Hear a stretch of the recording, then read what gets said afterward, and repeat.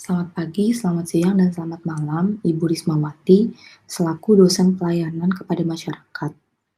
Saya Edita Olivia dari kelas PKMD kelompok 3. Untuk video kali ini, saya akan membahas tentang pentingnya membuat dan menyusun laporan keuangan sederhana untuk UMKM. Yang pertama, apa sih laporan keuangan itu? Laporan keuangan adalah laporan yang berisi data transaksi keuangan perusahaan pada periode tertentu, di mana laporan tersebut harus dipertanggungjawabkan sebagai pembahasan evaluasi untuk perkembangan usaha ke depan. Laporan keuangan nantinya akan dapat digunakan untuk menggambarkan kinerja dari suatu perusahaan. Untuk UMKM, laporan keuangan merupakan salah satu bentuk pertanggungjawaban. Untuk saat ini, standar pelaporan keuangan bagi UMKM menggunakan SAK MKM.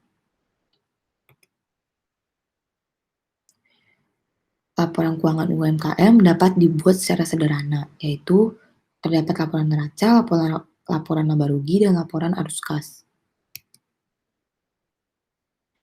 Laporan neraca itu sendiri digunakan untuk mengetahui posisi keuangan perusahaan dalam periode tertentu. Melalui catatan neraca yang dibuat setahun sekali, perusahaan dapat mengetahui nilai perusahaannya itu bertambah atau berkurang setelah terjadinya berbagai transaksi. 3 unsur penting dalam neraca itu adalah kewajiban, harta, dan modal.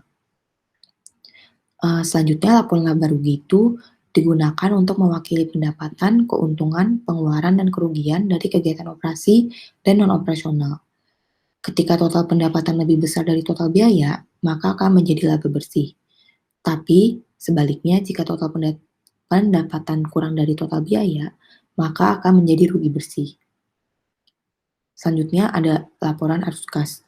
Laporan arus kas sendiri itu digunakan untuk mewakili arus kas yang masuk dan keluar selama tahun berjalan dari kegiatan operasi, investasi, dan pendanaan.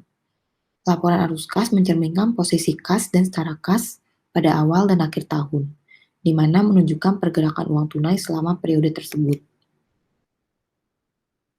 Berikut contoh laporan neraca. Di laporan neraca itu terdapat sisi sebelah kiri dan sisi sebelah kanan.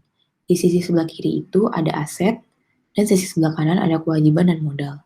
Baik sisi sebelah kiri dan sebelah kanan itu harus balance atau setara.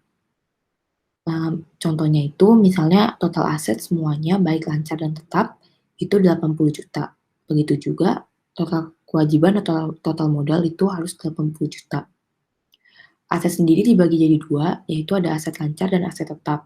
Aset lancar itu ada contohnya ada kas dan setara kas, persediaan, dan piutang. Lalu aset tetap itu ada gedung dan pabrik.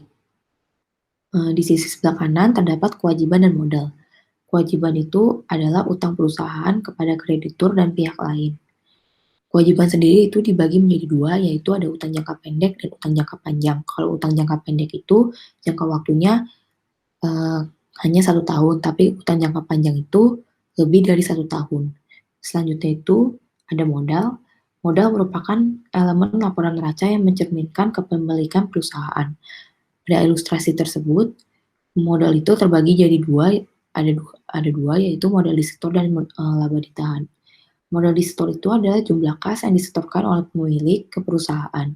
Sedangkan laba ditahan itu adalah laba perusahaan yang tidak dibalikan ke pemegang saham.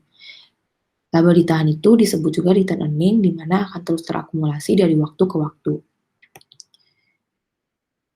Selanjutnya ada contoh laporan laba rugi. Untuk membuat laporan laba rugi harus mempersiapkan atau mengumpulkan semua data total penjualan, total biaya, total stok masuk dan keluar selama 1 bulan. Di laporan laba rugi itu terdapat penjualan bersih, di mana penjualan bersih itu total penjualan yang diterima oleh perusahaan yang akan dikurangi dengan retur maupun diskon. Selanjutnya ada HPP. HPP itu adalah perusahaan harus menentukan dahulu harga produk yang ingin dijual, kemudian ditambahkan dengan biaya lainnya sehingga barang tersebut siap dijual. Dari penjualan bersih dikurangin HPP dapat laba kotor. Laba kotor itu hasil pendapatan kotor sebelum mengurangi biaya pengeluaran atau biaya-biaya lainnya. Selanjutnya ada beban. Di laporan laba rugi ada 2 beban, yaitu beban operasional dan beban non-operasional. Kalau operasional itu beban yang berkaitan dengan operasional perusahaan termasuk biaya sewa, penjualan, pemasaran, atau biaya administrasi. Sedangkan biaya non-operasional itu ada biaya dalam bisnis yang tidak terkait dengan operasional perusahaan. Contohnya itu ada beban bunga.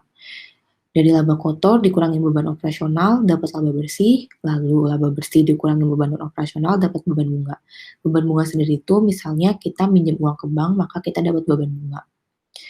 Selanjutnya dari laba bersih dikurang beban non-operasional kan dapat beban bunga, lalu dapat laba bersih sebelum pajak. Pajak UMKM sendiri itu besarnya 0,5%, sehingga laba bersih sebelum pajak dikali dengan pajaknya 0,5% dapat laba bersih setelah pajak. Laba bersih setelah pajak itu adalah penghasilan bersih yang diperoleh oleh perusahaan. Selanjutnya, laporan arus kas itu terdiri dari 3 aktivitas, yaitu ada aktivitas operasional, investasi, dan pendanaan. Di aktivitas operasi sendiri merupakan indikator yang menentukan apakah dari operasinya perusahaan dapat menghasilkan arus kas yang cukup untuk melunasi pinjaman dan memelihara kemampuan operasi perusahaan. Contoh aktivitas operasional sendiri terdapat di ilustrasi gambar tersebut. Lalu ada aktivitas investasi. Aktivitas investasi itu adalah perolehan dan pelepasan aktiva jangka panjang serta investasi lain yang tidak termasuk dengan setara kas. Namun, kenaikan dalam pos aktiva itu tetap merupakan penggunaan dana, namun penurunan dalam pos ini merupakan sumber dana. Aktivitas investasi contohnya terdapat di ilustrasi gambar tersebut. Lalu yang terakhir ada aktivitas pendanaan. Aktivitas pendanaan berkaitan erat dengan urusan modal, tepatnya berupa pengurangan atau penambahan kas yang berasal dari ekuitas pemilik, ataupun kewajiban jangka panjang dan investasi yang dilakukan oleh perusahaan. Misalnya ada utang bank atau peminjaman dana, penerbitan saham, atau obligasi. Selanjutnya, mengapa sih laporan keuangan itu penting bagi UMKM? Yang pertama itu sebagai perencanaan bisnis. Pembukuan merupakan hal yang sangat penting bagi jalannya suatu usaha, terutama untuk usaha yang sudah cukup besar.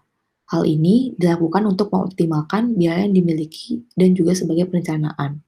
Oleh sebab itu, merencanakan merupakan langkah selanjutnya untuk meningkatkan usaha dari pencatatan yang telah dilakukan.